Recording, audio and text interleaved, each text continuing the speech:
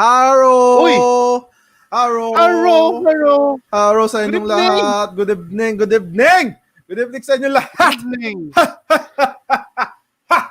Alright. Welcome Welcome sa Welcome inyong to the lahat. Medyo Late Night Show. Yes, welcome sa inyong lahat sa mga nanonood ngayon. So, binabati ko na po sa inyong lahat, mga taga-Facebook at mga taga-YouTube dyan na nanonood. Hello sa inyong lahat. Good evening sa the Medyo Late Night Show. Kamusta ka naman, The Night? It's been a cold day. So, medyo masarap ang ating araw ngayon, no? At medyo okay din yung kinain namin kanina. Hindi ko alam anong tawag doon, pero Korean siya. Hindi ko alam. Kaya pala. Para siyang rice cake and some fish on spicy sauce. Hindi ko alam tawag doon. Pero yun, ikaw ba, musta ka? Ako, ayun, same. Sobrang lamig na long sleeve ako, no? Napa-hoodie ako. Yes. Pero, ano? Kakain lang din. Busog din eh. Sumibok eh. Sumibok ba? Okay lang kasi ngayon. Oy, grabe. Ume-echo ako. Hello. Yan. Ops. Ba't ako nasama? Yon. Hello.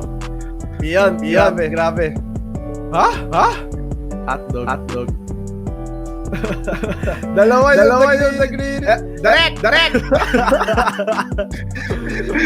Nakakatakot pa. Pero we must keep the show going. Ang tanong, gaano po ka-cold? May kasama na siyang iba. Ganyan ka-cold. Joke lang. Wala akong pinapatama dito. Yan, nawala ang pag-echo. Nawala. Okay na. Nawala. So, ganyan siya cold. May kasama na siyang iba. Pero okay lang yan. Walang problema naman sa akin yan. No? Anyways, Pero tol. Ano tol? Well, of course. Bago tayo mag-start, may pa-challenge tayo. Ano ba pa-challenge natin? tayo. Tol, kung nasa Facebook sila, simple lang yung challenge natin. Mag-tag sila ng mga tao, i-share nila tong episode na to ng The Medyo Late Night Show. Yun. Yes, syempre naman, they should share the link kung Facebook ka. Share mo yung post ng Elevate Las Piñas. Tama. Diba? Tapos, i-share nyo na din yung YouTube page at yung YouTube video natin na live din tayo doon. Kaya baka naman, may puso ka dyan. Hindi ka kasing cold ng crush mo na iniwan ka lang sa ere. Baka lang naman. No? But anyways, syempre meron tayo pa icebreaker or mga engaged na question tayo today. No? So kung nasan ka man, may tanong ako para sa inyo. I want you to describe yourself in one emoji. Describe yourself in an emoji or one emoji or three emojis. Describe yourself basta in emoji. Oo. Diba? Kung ikaw ba, ano ba ang i-describe mo sa sarili mo sa emoji? Ano ba yung letter B? Oo. Yun lang. Letter B? Okay. Alright. That's nice. Ikaw, paano mo i-describe yung sarili mo? Ako i-describe ko lang sarili ko is lagi yung smiley face as may dito yung parang pero tas may parang pawis. Yun na lang ako. So, doon ako ngayon. Sobrang pawis pa. Sobrang pawis. Oo, grabe. Madulas ako ngayon. But anyways, grabe naman. Uy! Si Sosalicious. Sosalicious yun yung kanyang emoji. So, Sosalicious. Anyways, So, bago medyo, tayo ngayon? Dito, medyo malupit ang ating topic natin today, no? Ayan, nakita mo si Angge. May pa-fire. Hindi ko alam, pero feel ko mixed yung feelings ni Angge. Masali yung puso niya. Pero okay lang yan! Siyempre, okay lang yan. Aray! Ay, ito! Ay, grabe si Ran. Mukhang in love si Ran. Siyempre, in love siya. In love si Ran kay God. Yes! Alright. Galing. Good job, Ran. Proud of you. But anyways, guys, welcome.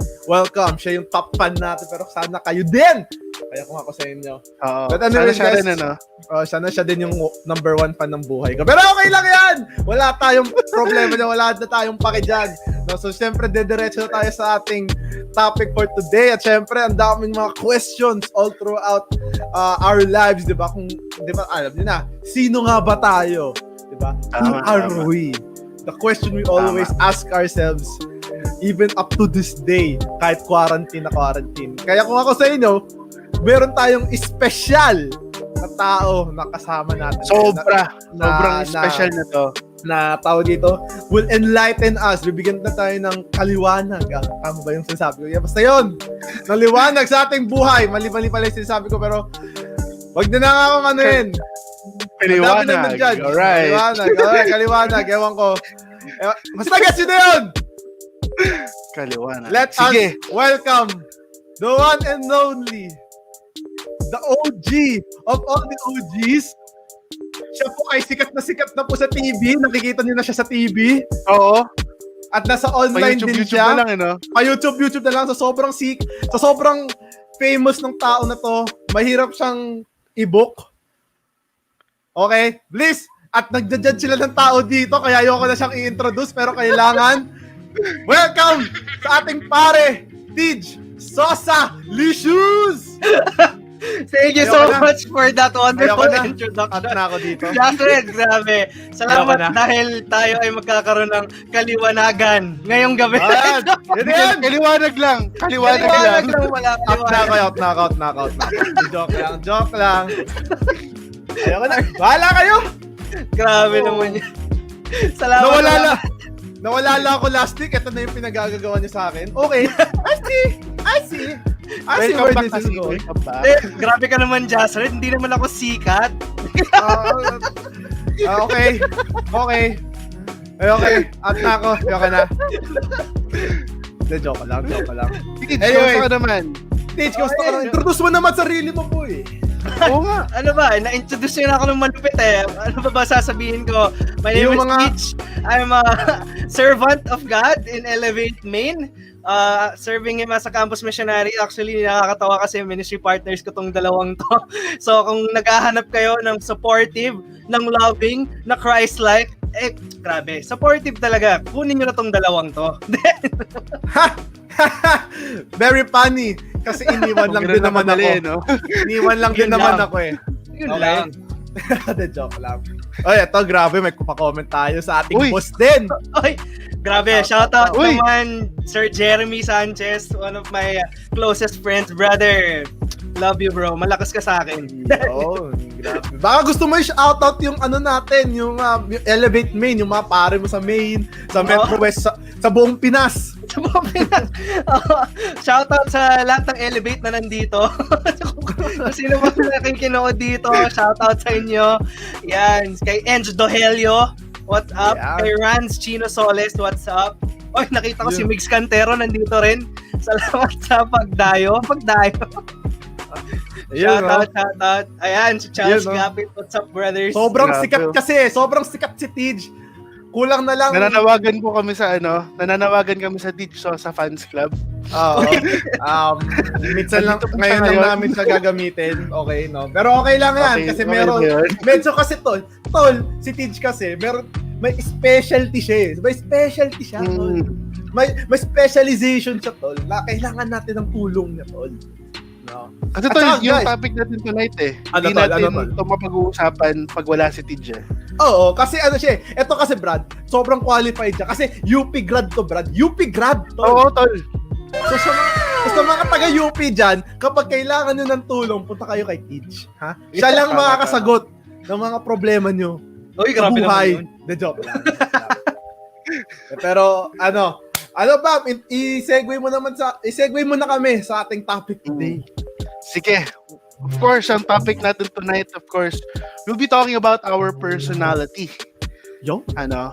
And yun nga, Teej, maraming mga personality tests na tayo nakikita online, Parang yung tatlo kong nakikitang usually sinasabi is yung MBTI, DSC, tsaka Enneagram. Na-take nyo na ba yun? Nagte-take ka ba ng mga ganun?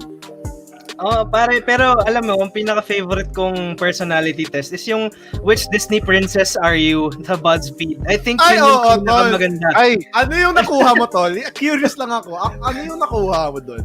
Ako, nakuha ko pre si Elsa kasi I let her go. Ay, wow! Ang galing mo, tol! Ang galing mo, tol! Kakaiba ang ka. galing! Weirdly enough, ang nakuha ko, tol, si Ana. Kasi I know what it feels to be taken for granted. Okay! Let's go! Next! Uy! Uy! Ikaw, na-active ka ba nun, Lemons? Ay, tol. Okay. Natameme. Beauty lang daw ako eh. Puro tulog eh. Snow White, puro kain. Alright. So, talking about you mentioned 3 tests, no? MBTI, DISC, and Enneagram. So, basically, they are measures of personality. At bago ako magpatuloy, may nagpapa-shoutout si Kay Sanchez. Malupit po yan. So, yung MBTI, DISC, at Enneagram, they are basically measures of our personality. Kung ano ba yung tendencies natin, ano yung mga behaviors natin, ano yung, kumbaga, pwede nating responses to certain situations. Ano ba mga tanong nyo about this, Bam and Jazz? Okay, so mayroon akong question, tol, kasi. At bago ako magtanong, sa mga nanonood dyan, feel free to ask us questions. Kasi syempre, bibigyan kayo ng sagot si Teej. Pwede rin yung, can you be my boyfriend? Pwede rin isagot ni Teej yun. Nako! Iba yun. Pero, syempre, we're all about personality and all that stuff. So, kung may questions kayo about it, how it will affect our lives, go ahead, comment lang kayo, and we will bring that right here. And isasagot ni Teej. Tsaka ano din, tsaka kung na-take ni nila yung mga exam na to before, yung mga tests share na nyo to din. before, Yeah, share nyo rin yung results nyo if you wanna share. Yeah. Alright, so eto muna. May tanong si Kuya Dan. Ano po yung nakasabit? Kuya Dan, yan yung face mask ko. Pag lumalabas ako, yan yung suit ko. De, para sa tribal mask lang na design sa kwarto ko. Grabe naman yun. Baka bigay mo na yun kay Kuya Dad, baka kasi gusto niya. Oo. Malay natin. No, pero anyways, so ako question ko lang, tol. Is there, sa lahat ng minention ni Bam, yung MBTI, DISC, Enneagram, are these, how accurate are they? Or is there some other tests that are much more accurate? Ayan, so may tanong din si Kay, no? Ano daw ang DISC ko? So, siguro let me just share with you yung results ko from the MBTI, DISC, tsaka Enneagram.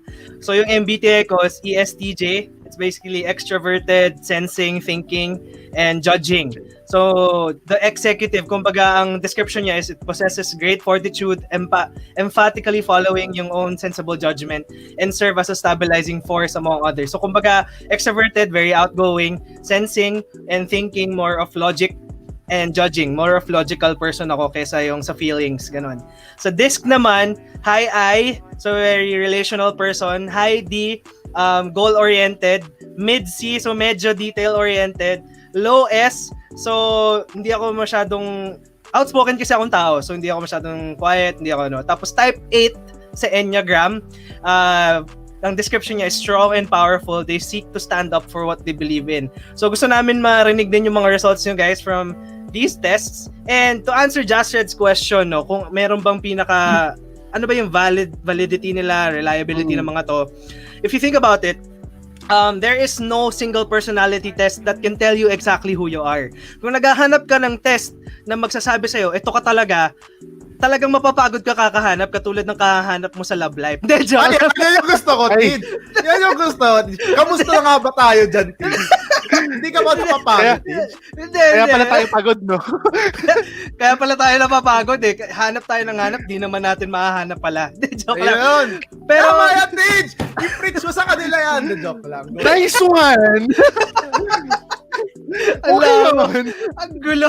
Hindi, pero usapang personality, no? So, these 3 tests, if you compare them, itong tatlo muna, ang pinaka-unreliable, medyo, hindi naman sa hater, no? Pero I highly discourage people from taking the MBTI. Mababa talaga yung reliability and validity niya. Yung sunod na mataas ay parehong DISC tsaka Enneagram. DISC and Enneagram, they are pretty high in their reliability and validity. So, they can give you a clear picture of who you are. Pero just like what I said, walang isang personality test na makakapag-describe completely and totally kung sino ka. Kasi minsan when we take these tests also, we tend to deceive ourselves. Biruin nyo yun, ayaw nga nating niloloko ang ibang tao, pero sarili natin, niloloko natin. Ay, Paano ba naman grabe! yun? Bakit ba? Tej, parang ano tayo, speaking from experience tayo. Bakit ba naman ganun? Mahilig ayaw natin ng paasa, ayaw natin ng maasa, pero bakit sarili natin, pinapaasa natin? Yan, grabe yan, Tej! Bago tayo tumuloy, okay ka lang? Okay lang, Tej. Mukhang napadaan tayo sa ano natin. Pero okay lang yan, andito kami para Okay sa'yo. lang yan. Para i-comfort ka. Alam mo Salamat guys. Pero Alam mo, yun, okay naman ako. Isipin mo lang, Tej, sinayang ka lang nga, okay lang yan. Okay. Aray. Joke lang. Nakakatawa. Hindi, pero Kawalan yun nga. niya, no? Di ba sa usapan na pag-take ng personality test, ako I highly suggest for others that you can ask your trusted friends, yung dgroup ninyo, yung best friend ninyo, yung family even ninyo, to tell you something about yourself. I want to share with you one theory of personality. His name is Gordon Allport. His personality theory is called the dispositional theory. Wow, medyo educational. Wow. Kaya din natin maging educational. Alright! I don't know. Akala nyo tapos na yung pag-aaral nyo, hindi pa! Hanggang Sabado tayo. Pero Gordon Allport's dispositional theory of personality, basically, you can ask your friends 3 questions. Yung una, ask your friends to list down 5 to 10 outstanding characteristics or traits. It can be positive or negative that they can describe about you. Yung pangalawa, list down 5 to 10 characteristics or traits that aren't so central. Yung medyo low-key, yung parang sinabi sa akin dati na parang, okay, medyo low-key traffic hater ka, Teej. Medyo hindi ka mahilig sa traffic, pero hindi mo masyadong pinahahalata sa ibang tao yon. Yung pangatlo na pwede mong itanong, list down 1 characteristic or ruling passion that is so eminent or outstanding that describes yourself. This is something na masasabi mo, pag naalala ko si Just Red or pag naalala ko si Bam, ito yon, tatak Bam, tatak denied. Lagi na lang hindi pinili. Hindi, joke lang. Ay, okay. Gets ko naman yun, Teej. Alam ko ikaw kasi laging pinipili. Okay lang yun. Gets ko naman. Okay lang. Hindi mo naman kailangan i-publicize yung mga ganun. Gets ko naman yun. Okay, pero thank you so much, Teej, about that. Ewan ko saya iba dyan kung ano yung na-take yung test. Pero do feel free to share with us. No? So, at kung may questions pa kayo. Ako, another question would be, tawag dito, nawala tuloy sa utak ko. Pero parang it's something like, does your personality change over time and how long does it take before it actually changes? Actually, or paano mo siya napapansin mga ganun? Yeah, okay.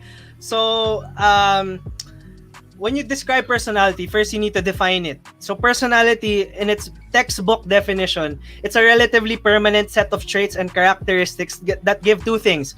First is consistency. Second is individuality to a person. So each person has a unique personality.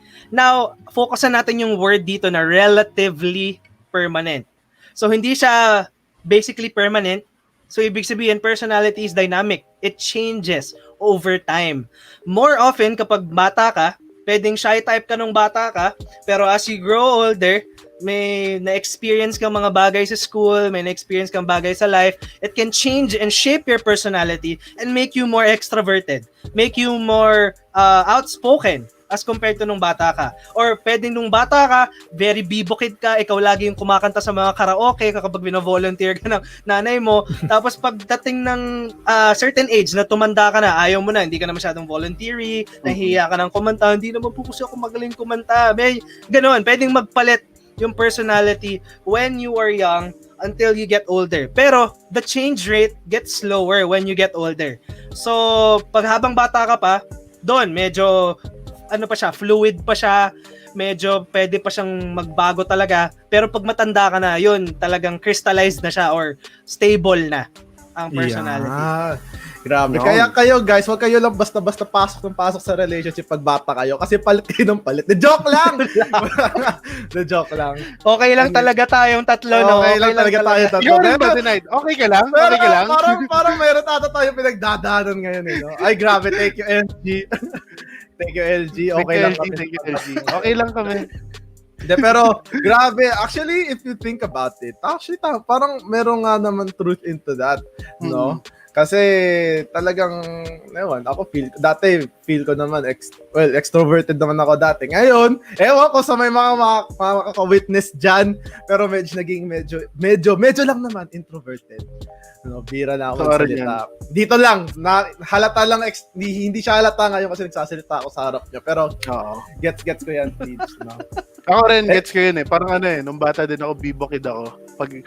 Actually, tumbak nga yung example mo, yung pinapakanta sa karaoke. Ganun ako ng bata ako eh. Di ko alam yun. Brad, ngayon, pag pamilya namin, kanta ka sa karaoke. Sige, sample nga. Ayoko. Alright. So, anyways, guys. Alright, guys. So, ewan ko sa inyo lahat. Pero, kung may questions kayo about the personality test, no? Tawag dito, let us know. Feel free to let us to share your question, no? But here's another thing that I'd like to ask. Syempre, we talked about that personality changes over time. It can still affect you relatively. No, pero so in this case, does your personality also affect yung mental state mo over time? That's a really good question, no? And bago ko sagutin yun, pre, baka may magalit kasi sa akin, hindi ko daw siya na-shoutout. Si Miguel Pascua, watching from YouTube. Bro, sana okay yung natin ngayon. Labo eh. Pero anyway. Sana okay ka rin tonight. Miguel. So anyways, does personality affect our mental state or our thinking? Definitely it does. Based on numerous studies, based on numerous research, personality definitely affects thinking and reasoning. So for example, if your personality is more conservative, you would think more conservatively. Hindi ka masyadong outgoing or hindi ka masyadong outspoken with your thoughts, hindi ka rigid. Kumbaga, meron mga tao na traditional ang personality. So, they would stick to what they are used to. So, masanay sila sa mga certain routines, sanay sila sa mga certain na ginagawa nila. Parang lifestyle na talaga to. Medyo okay. It will affect my thinking talaga. Na hindi ako masyadong titiwalag dito sa nakasanayan ko na. As compared to someone whose personality is more liberated or more, kumbaga, open to experience, you'll think more liberally. Syempre, you'll be more open to change, you'll be more open to whatever's going on around you, and madalas your personality can also impact how you process or how you cope with whatever's happening around you. So it can affect definitely yung pag-iisip mo.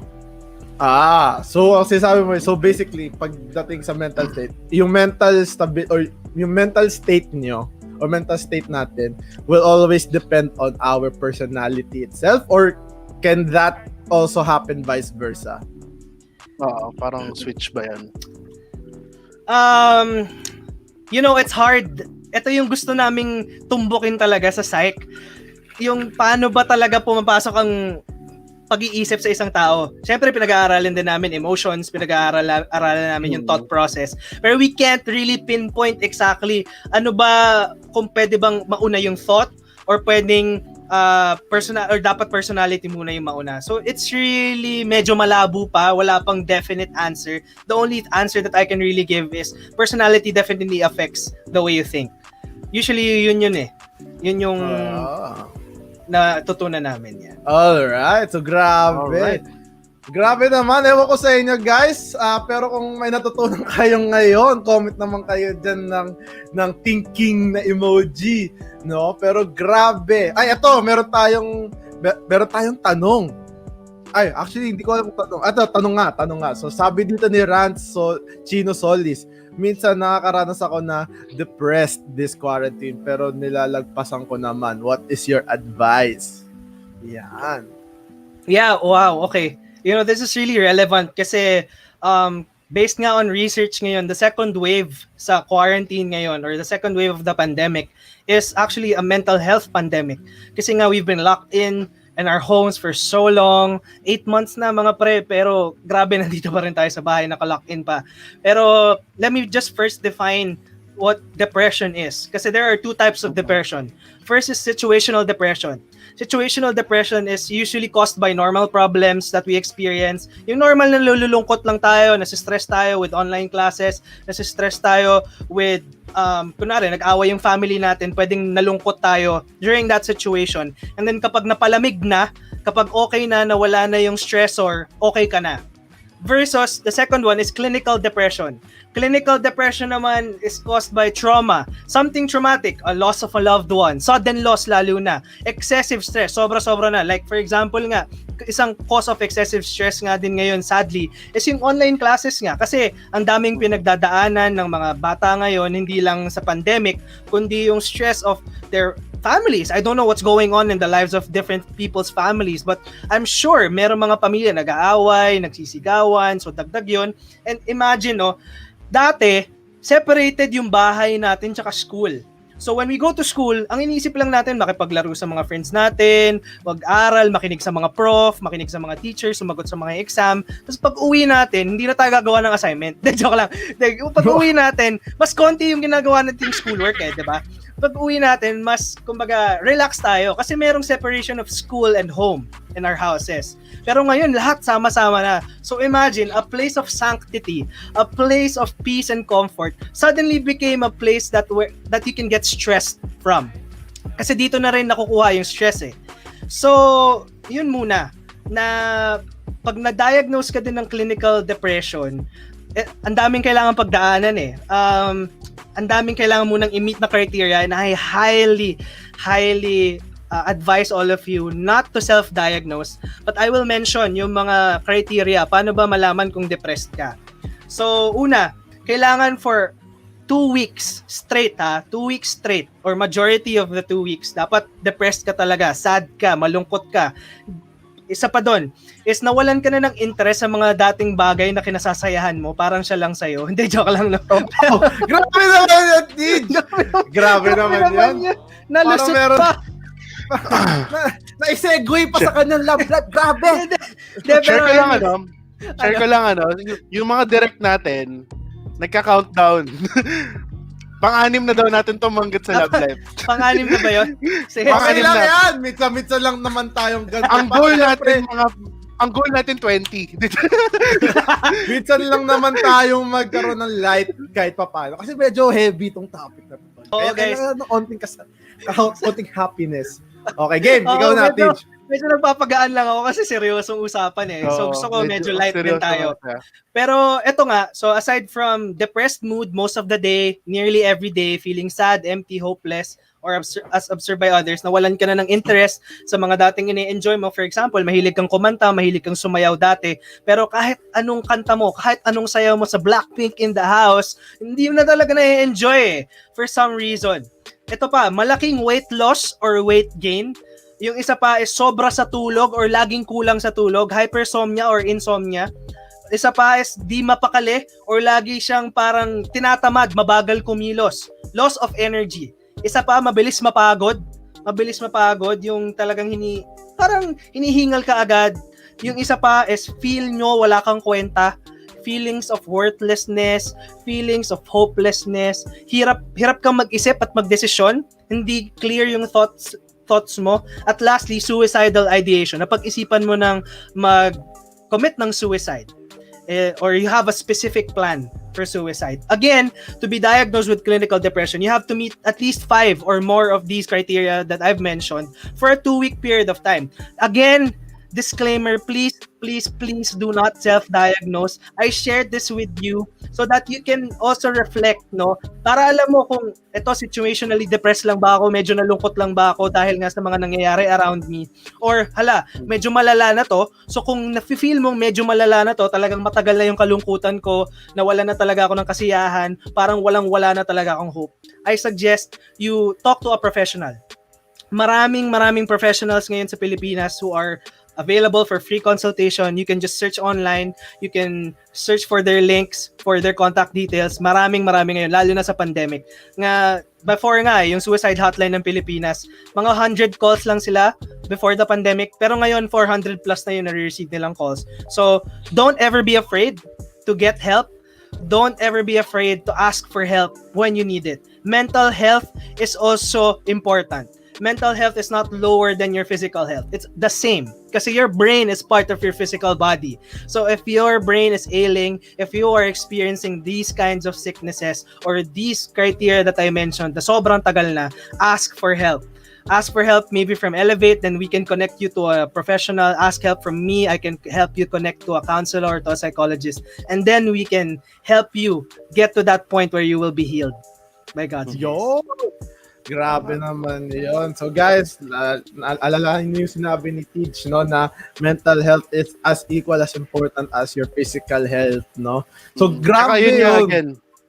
Tsaka ano din again, do not self-diagnose. Always ask for professional help. Kasi parang ano lang yan, WebMD, yung sumakit lang yung ulo mo, akala mo may cancer ka. True. Ang ayaw natin mangyari dito is we romanticize mental health kasi it's something na hindi siya biro-biro lang. It's not something na cool, but it's really something that we really have to work on and something that we really have to take care of. Oo. Totoo. And, it either way, it is, correct me if I'm wrong, pero it is a kind of sickness din kasi, yung depression. Now, we really need to be serious. And here's the thing, I'm not quite sure, correct me if I'm wrong, Teej, pero kasi minsan hindi nakikita din kung depressed ang isang tao. Parang they try to put up a... Tama ba yun? Yeah, some people, they cope that way. Na it's called reaction formation. Pwedeng inside talagang rotting ka na, talagang depressed ka na, pero you form a reaction para hindi ma-atake yung ego mo or hindi ka, meron kasi mga tao ayaw talaga magpatulong. Just like yung question ni Julia nga, what's your advice po for people who are struggling to ask for help or acknowledge that they need it? This is a really, really sensitive question. This is a really, really difficult question to answer din. Kasi there is no one answer that fits for all people. I can tell you, some people, they can just do your best to ask for help from someone whom you can really trust. Yun yung pinaka-simple na advice eh. Share muna to your best friend. Share muna to someone whom you know hindi ka i-judge.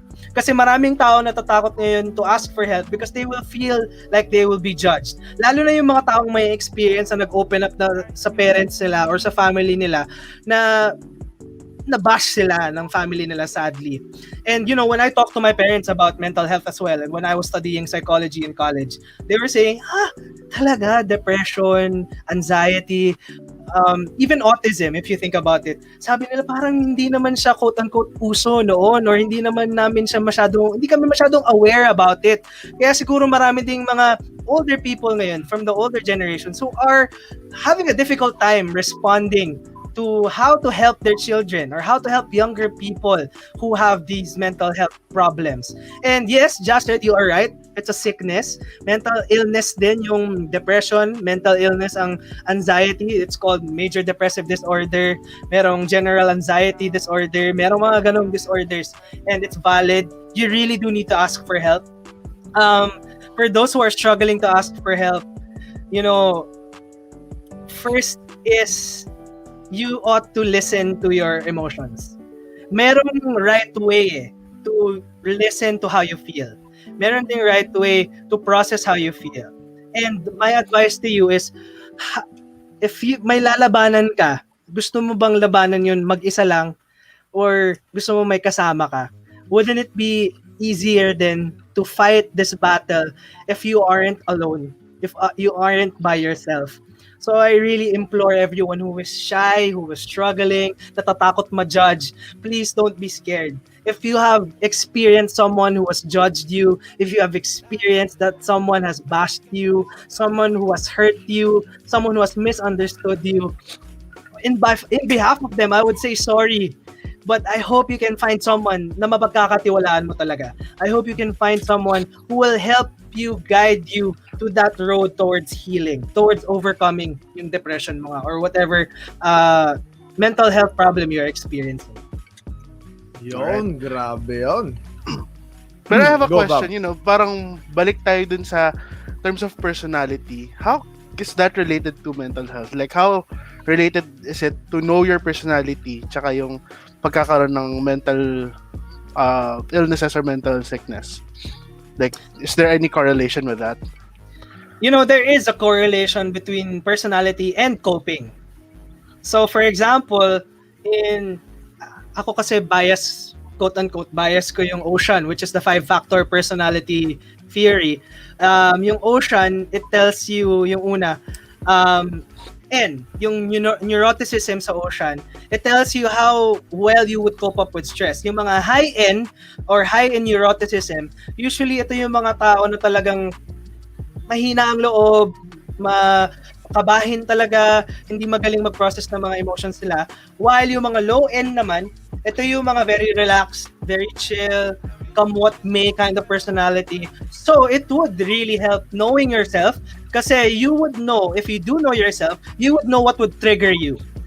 Knowing your triggers is one of the best ways to acknowledge then that you need help or that you are experiencing a problem or a mental health issue. If you know what triggers your stress, if you know what triggers your pains, your hurts, then you would know what to do with them or how to avoid them. But some triggers, they will be unavoidable. So if you know your triggers, alam mo, how can I process or how can I live life knowing that I have these triggers that cannot be removed as well? Diba? So parang, pag alam mo yung, kilala mo yung sarili mo, malalaman mo ano ba yung mga nagkukos ng sadness ko, ano yung nagkukos ng stress ko. At the same time, how can I live with these triggers? Ay, grabe. Actually, may follow-up question ako dyan. Pero sige, ito muna tayo kay Kuya Jer. Teej, it's safe to say that we have to be mentally stronger, no? Parang physical nga lang na we need to be healthier there. Actually, yes. It's mental health. Kaya siya mental health, same as physical health. You need to work it out. Meron kang mga kailangang set routines. For example, when you work out na physical body, you work out your arms, your chest, your shoulders. You have a workout for your core, for your thighs, for your legs. You have your workouts for your physical body. At the same time, for your mental health, you have your workouts for journaling. You write down your thoughts. Para alam mo, kita mo, ito, this caused my stress today. Ito, I felt happy today. Ito, yung problem ko ngayon. Para aware ka, journaling is one routine. Another one is accountability. I mean, we have D-groups here in Elevate, so you can have accountability so that your friends, your D-group mates as well, can know how they can help you. And you can know as well that they are there to help you. Accountability. Yung reading the Word of God or filling yourself with thoughts that would be meaningful or thoughts that would be positive. I'm not romanticizing positivity or positive thinking, but the more that you fill yourself with positive things, the more that you would think of positive thoughts. The more that you fill yourself with negative thoughts, the more you would think of negative thoughts, diba? So parang ganun siya. And ano pa ba? Exercise. Exercising is also good for your mental health. When you work out, it releases endorphins. So, kaya lagi kong sinasabi pag nag-workout or pag nag-a-advise ako sa mga tao na mag-workout kayo, you need that much needed endorphin boost. Diba? You need your endorphin boost. So, workout, wag niyong sayangin yung exercise time nyo. So, yun yung sa akin. Yun, no? Teka, grabe. Sabi dito ni Sagiri Trash, very nice answers po. Also joined the mental health webinar by the UP Med Society last time, and this also doesn't disappoint. Wow, praise God. Alright, grabe yun. Alright, that's great. That's a great news from, and grabe salamat sa insight na yun, Teej, you know? Ako, going back to the other question though, meron lang a follow-up though.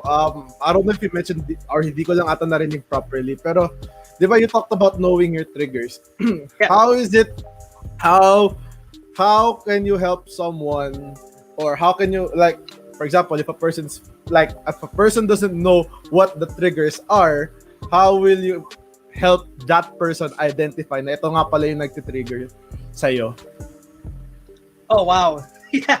That's really something more philosophical, no? Kung iisipin mo, parang, how do I know what I don't know? Parang, it's really hard not to know what you don't know. So I guess, no, something practical that you can do, or something that will help you find out what your triggers are, is just observe. Be observant. Be intentional. What I mean by being intentional is maraming times that we just live life going with the flow.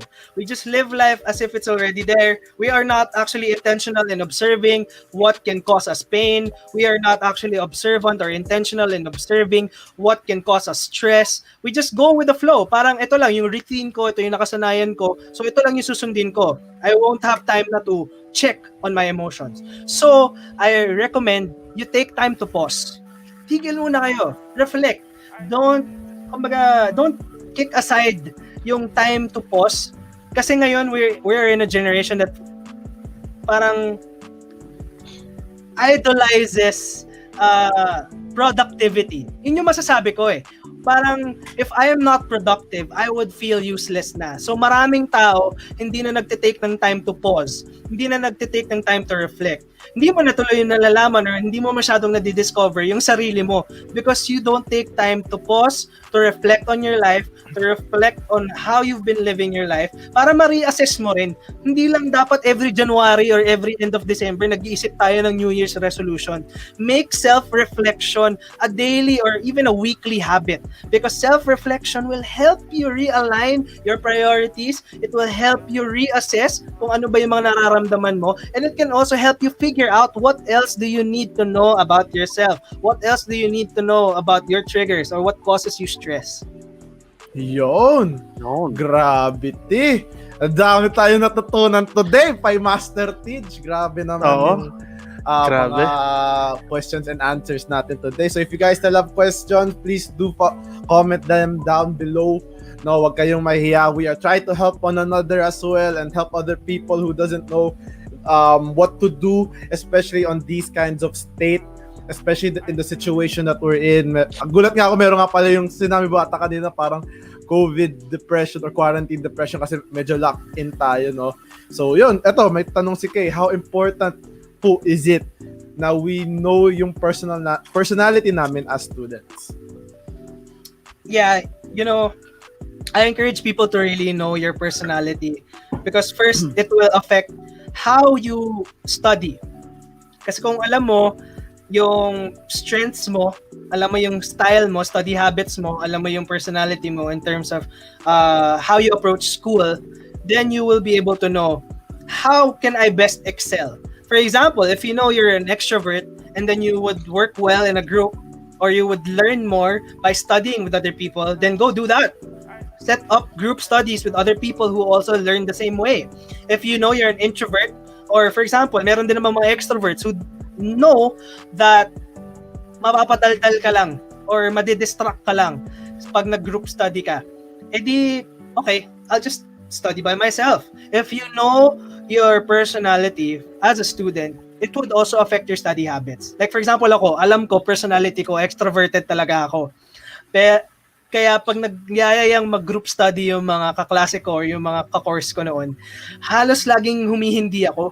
Kasi though gusto ko silang kasama, gusto ko makipag-hangout sa kanila, gusto kong makasama sila.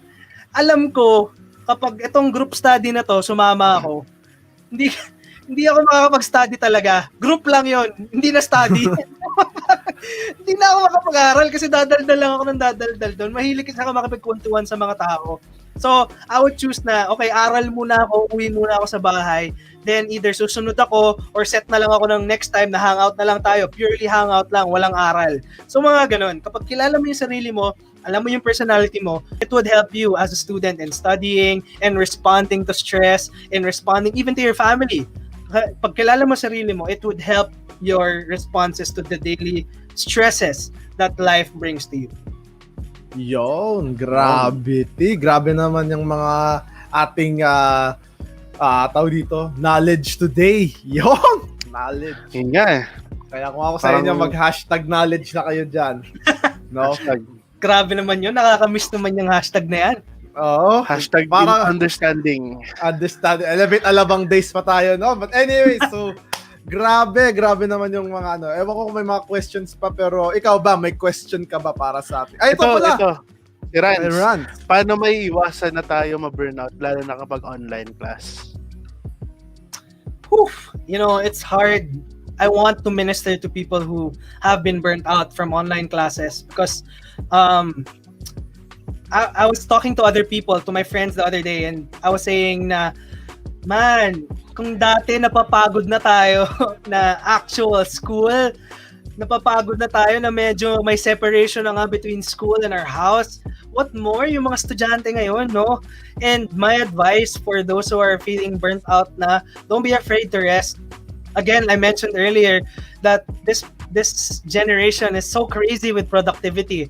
It's as if you don't do any work, if you just take time for yourself, take time to pause, take time to rest, you're gonna start to feel useless. Don't ever fall for that lie. Your worth is not found in your productivity or how much you do. Your worth is found in who created you and who gave you this purpose. I mean, this is coming from a Christian worldview, syempre. This is God. I mean, if God created you, if you do believe that God created you for a purpose, then doon mo hahanapin yung worth mo. Doon yung value mo. Hindi sa dami na nagagawa mo, hindi sa achievements mo, hindi sa galing mo, hindi sa honors mo. These are important. Don't get me wrong. I mean, we can honor God, we can serve Him, we can glorify Him by excelling in our academics, by being excellent. But my tip for you not to be burnt out is first to rest. Kaya nga, series natin, di ba, sa Elevate ngayon, pahinga. Kasi maraming tao ngayon talagang crazy with this productivity thing. Crazy with just pouring out output after output without even thinking, hey, nakapapahinga na ba ako ng totohanan? Kailan ba ako huling nakatulog ng maayos? Yung walang iniisip. Yung talagang relax na relax. So, una, rest. Rest. Get that 7 to 8 hours of sleep every day. Pangalawa, how to avoid burnout is chunk yung mga ginagawa nyo. What I mean by chunking is wag nyong gawin ng isang upuan lahat ng mga kailangan mong gawin. So, para sa mga crammer dyan at mahilig mag-procrastinate, iwasan nyo na yan. Minsan, actually madalas nga, we are the cause of our own stress. That's the reality. I'm not putting the blame on anyone. I'm not making someone the victim. But that's minsan yun yung reality eh. Yun yung katotohanan eh. We are the cause of our stress. Na, hindi, kaya pa to. Okay to, mamaya na to. Hindi, marami pa. Matagal pa yung deadline. Yan, ako po. Tapos sa dulo, wala pa akong tulog, tol eh. Stress ako sa ginagawa ko eh. Pagpasok mo, puyat na puyat. Puyat ako, tol eh. Wala akong eh. Pero tama daw sila. This is not to judge anyone. No? Pero that's the reality. Mag-reality check lang tayo. Madalas tayo din yung cause ng sarili nating stress. So avoid really procrastinating. Avoid setting aside things just because matagal ba yung deadline. Simulan mo na agad yung kaya mong simulan. And just like yung advice ko kanina, chunk it. Chunk it, meaning schedule it. Have a fixed schedule. Lalo na, pagdating nyo sa working life, hindi na, alam nyo guys, pinakamadali ang pagiging estudyante. Pagpasok mo sa trabaho, parang mas konti na yung oras mo para sa sarili mo. Yung schedule mo kasi talagang fixed na, sagrado na. Sa school, medyo mas maluwag ka pa eh. So do your best to schedule it. Do your best to chunk your work. So yun yung parang top 2 advice ko. Take time to rest. Don't procrastinate. Top 3 pala. And chunk. Schedule it.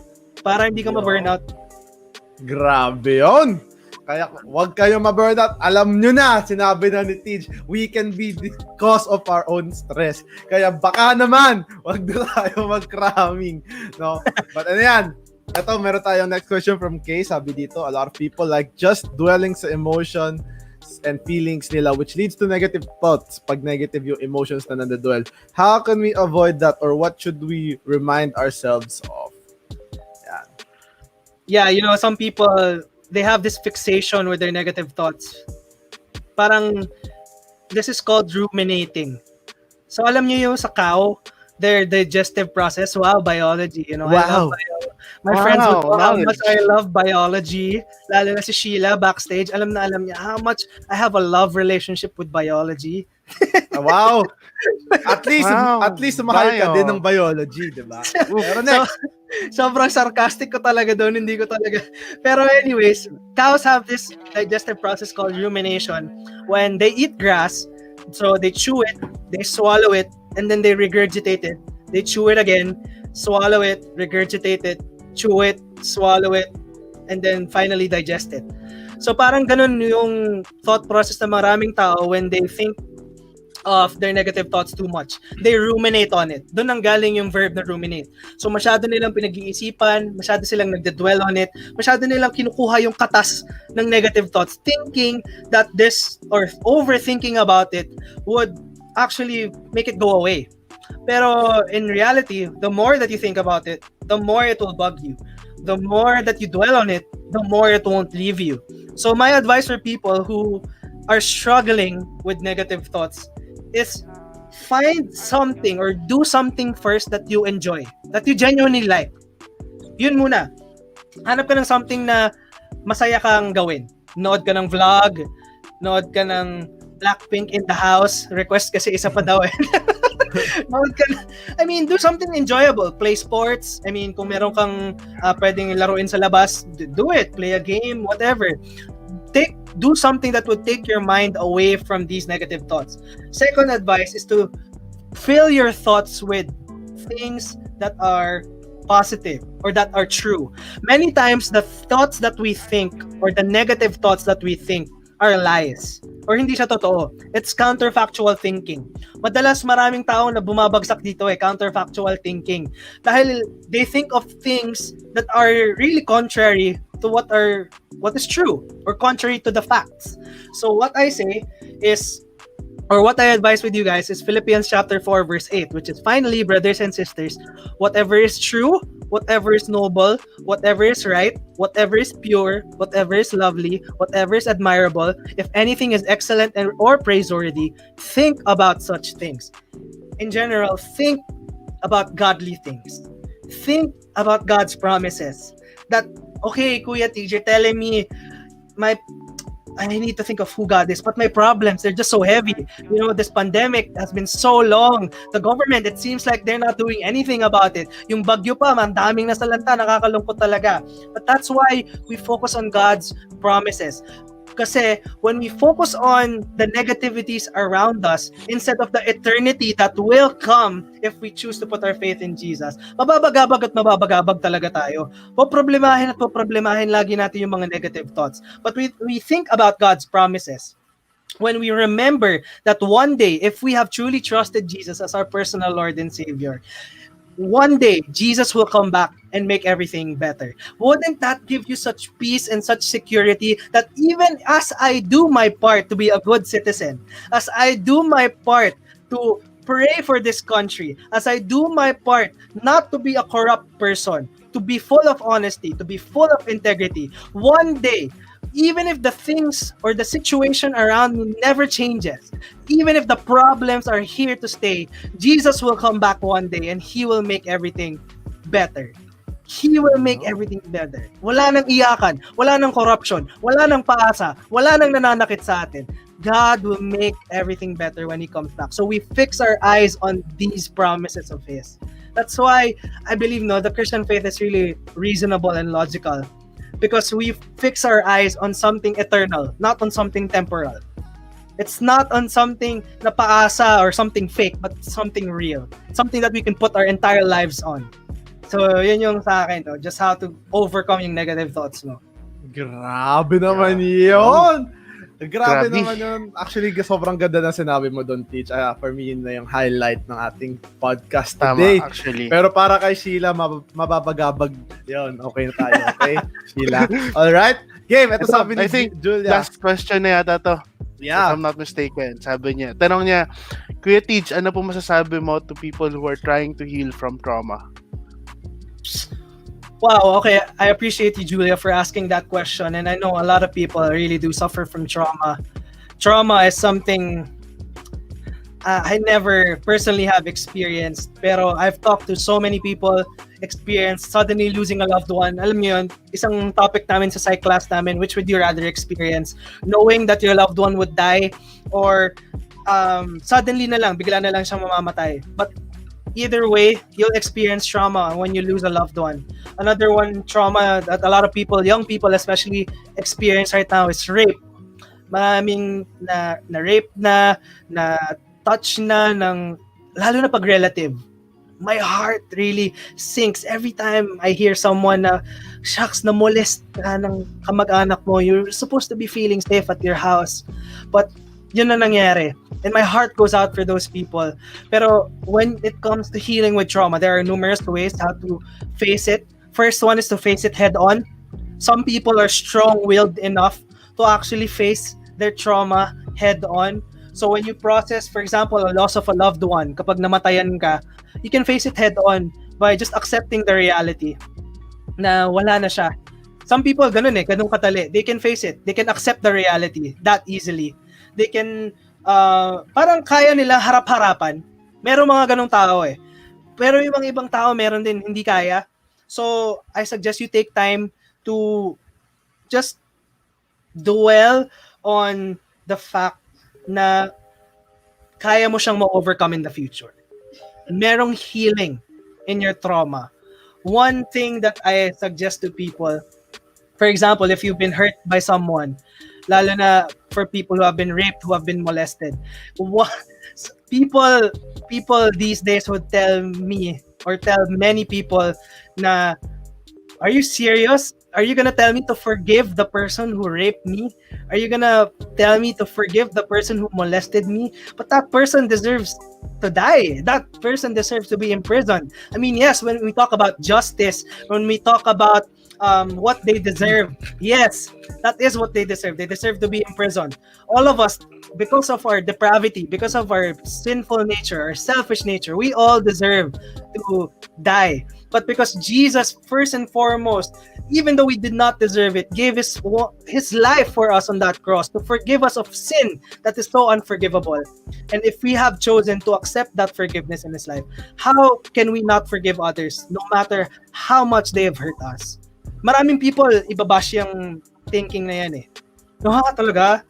Forgive? That's a sign of weakness.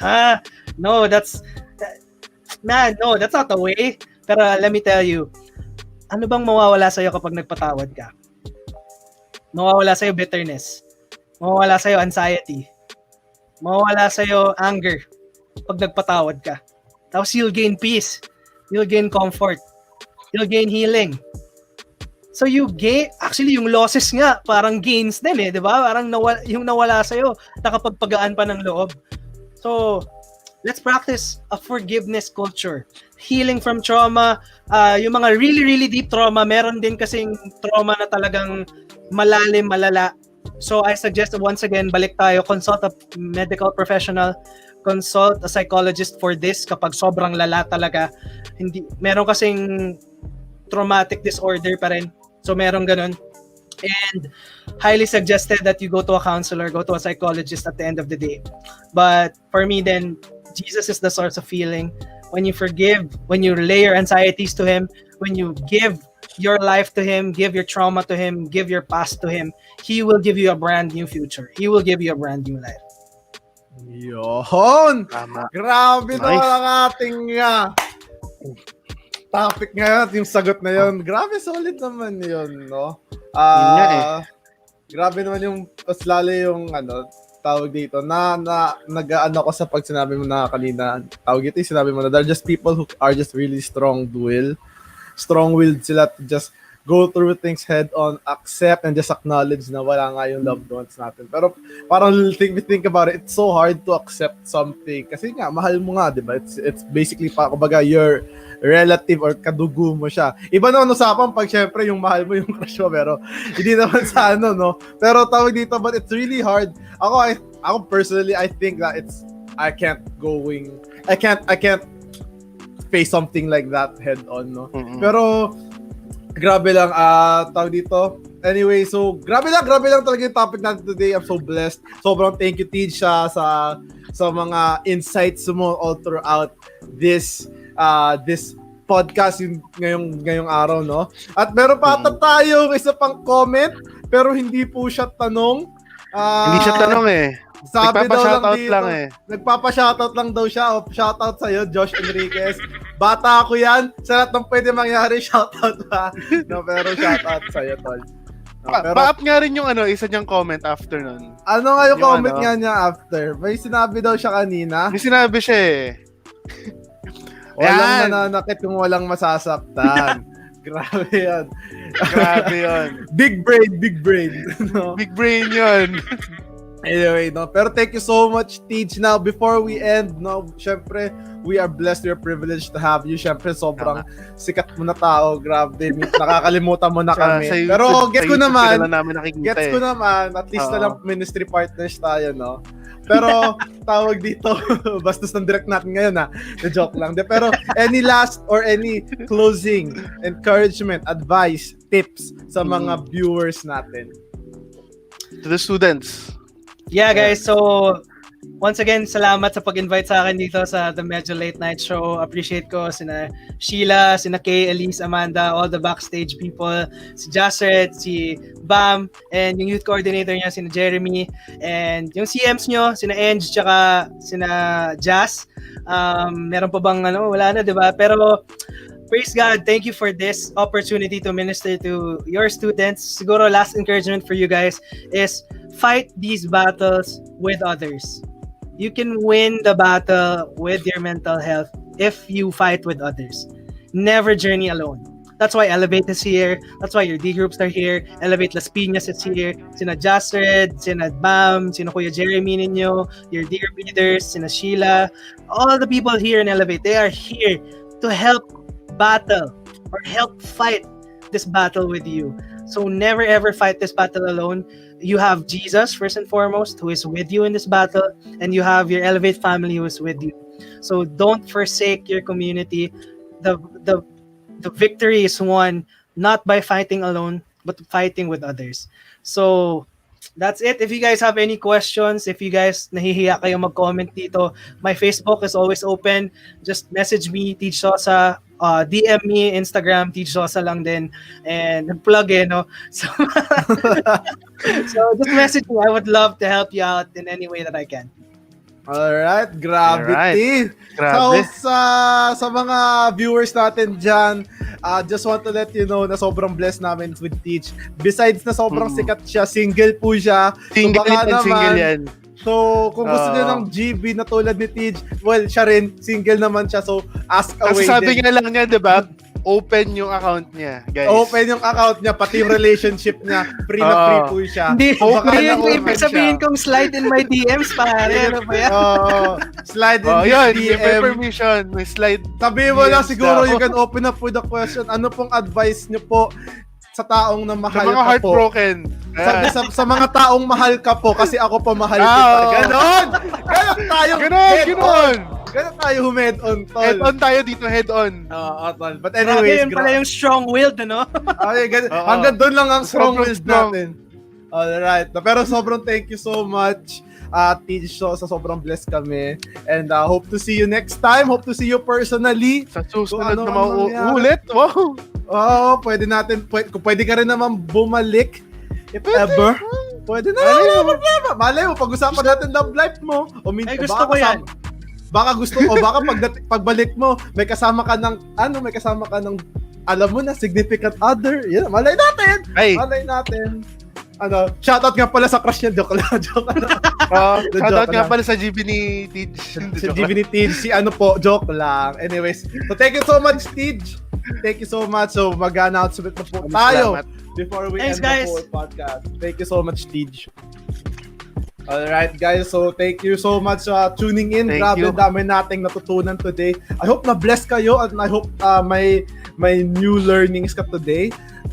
Very deep yung topic natin, pero at least napagaan namin yung loob niya at some point, diba? Katulad ng pag-uusap namin ng crush namin na hindi naman namin love life na wala naman kaming ganun. Wala naman kaming intention, pero okay lang. Alright, so anyway, first announcement tayo before we start. Ayan, sige, ako muna para matapos na natin ang lahat. Join an Elevate group, guys. Ito yung sinabi ni Teej kanina, Campus Huddle. Na talagang get yourself involved so that you have people, you have accountability, you have people that you can talk to na alam mo hindi ka i-judge. And this group right here, Elevate Group Campus Huddle, these people won't judge you. Pero syempre, kahit sino naman, sana naman, wag naman tayo man-judge. Pero alam nyo na yan, join an Elevate Group. It will also help you in everything, your walk with God and your health, whether it be physical or spiritual. So For more information, please chat si Elevate LP Buddy or message us sa Elevate LP, yung page na to, with regards to the Elevate group. And if for Campus Huddle, if you want to start a movement in your school, andyan din yung contact details ni Jasmine at ni Eng. So, andyan lang yan. So, please. No? Ayan. And of course, meron tayong mga activities na ginagawa all throughout the week here in Elevate Las Piñas. So, of course, every Wednesday, we have our Connect prayer night. Pag Sabado, we also have our youth service, your OYS natin, yung youth service natin, every 4 p.m. sa Elevate Alabang page tsaka YouTube channel. And of course, meron din tayo afternoon na Saturday hangouts from 5 to 5:30 via Zoom. So, ayun. And Alright. I think, at saka isa pa palang announcement, wala yatang slide. Pero again, ini-invite namin kayo sa Christmas party ng CCF Las Piñas. If I'm not mistaken, December 23 siya. So, if you're free, why not?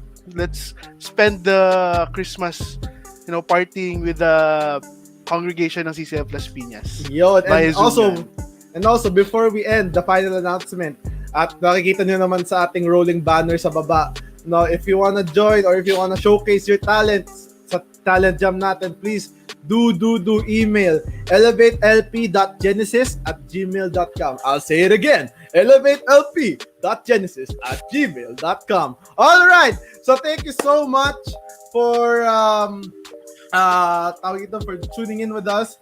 Pero and we hope to see you next week, 8:00 p.m. same time tayo dito lang din sa aming bahay at sa Facebook at sa bahay YouTube namin.